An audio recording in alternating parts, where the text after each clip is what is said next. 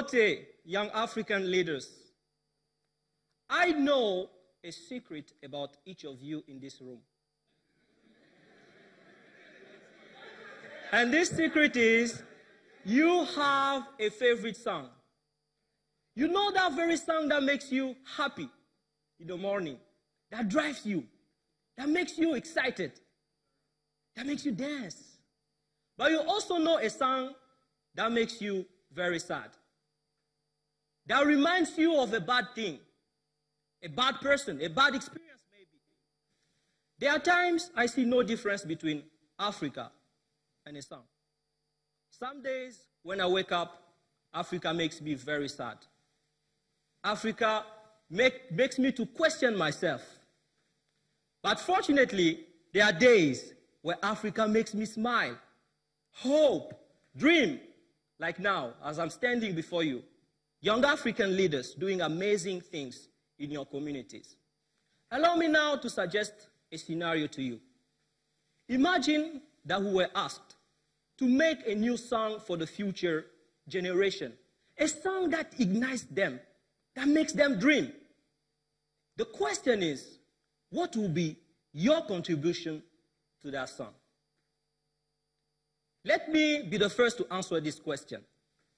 In 2015, I could not speak English at all. I traveled to Ghana to learn this language. After 6 months, I added another training that was mechanical engineering. And one day, I was given an assignment by my teacher. I completed it after 4 hours. And then he told me, Japhet, you know, you get it 100%, there's no problem. But you are not fast enough. I asked him why. He told me, it's because I was teaching some Chinese kids. And what you did in 4 hours, they did it in 20 minutes. I then realized that those young people were exposed to science, technology, engineering, and math at a very early age. And I recognized myself. And I knew that there were more people in my country in the same situation, lacking hands-on experience in different domains. This is where I went back to my country, started Luzabu Group. From January 2018 up to now, we've trained 720 people. Looking forward to training 1,000 at the end of this year, 10,000 by 2028. Those are people who are going to tackle our future challenges. 1.8 billion more Africans by 2050. My friends, who is going to provide them jobs? Who is going to build roads for them, infrastructures? And most important, who is going to feed them? We are talking about fish right now. Who is going to feed them? Because there will never be any African independence without food independence. Never. Now, if they play the song Mandela Washington Fellowship 2018 in 10 years, will it be a song of more achievements? Or a melody of people who did not achieve more than that? Will people be energized by our stories? Or will they be discouraged because we'll be nowhere to be found? This is the question. And I'm calling that we add our lyrics to the new African song. Let us play our best instrument, our businesses, our NGOs, our associations, to make that song nice. Because Africa is not yesterday. Africa is not even tomorrow. Africa is now. Africa is every time you can say today.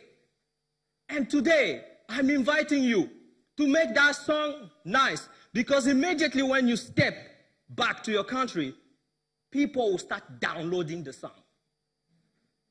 So add your voice to it. And let us all together make Africa great. Thank you.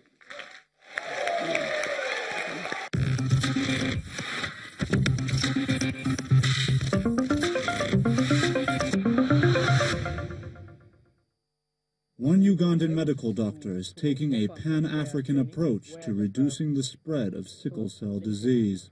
So through the reciprocal exchange component, we're able to offer home care training for caregivers and young adults with sickle cell disease, so they can know how to care for themselves, so they can know how to manage and live with sickle cell. In a way, we're trying to promote. We are trying to improve their quality of lives, so that they can become more. Sorry, let me say it again. In a way, we are trying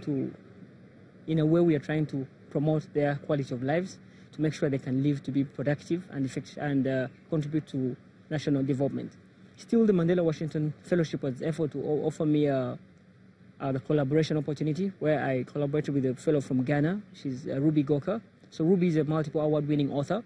So we are trying to work with her to write 2 books, where the books are going to be given out in schools. These books are basically to promote sickle cell awareness in the young adults, because we know there's a lot of stigma in the society. There's a case where one of the boys came to us and told us that in his school no one would like to share utensils, cups, or even be able to touch him or associate with him, because they thought sickle cell was contagious. We're trying to work with her to have a young adult book which is going to be given out in schools, to make sure that students know about sickle cell and can talk about sickle cell, also can prevent sickle cell from happening. The second book we're working on is a picture book, where we're going to have young kids understand the condition, be able to keep healthy, be able to live and be productive members of society. So all in all, the fellowship has offered me a great opportunity to promote sickle cell awareness, a condition which is not really known. It has in addition offered me an opportunity to collaborate and be able to meet with different fellows, collaboration in terms of strengthening the sickle cell work that we're doing. With some fellows from several countries, we're trying to form what we call a Pan-African Sickle Cell Federation, in a way of how we are going to come together to promote sickle cell awareness in different countries. So to sum it up, the fellowship has been good for me. I've been able to strengthen the work that I'm doing. I've learned how to grow the non-profit that I have. Also, in addition, I'm fulfilling my life cause as a person living with sickle cell, making sure sickle cell is known about.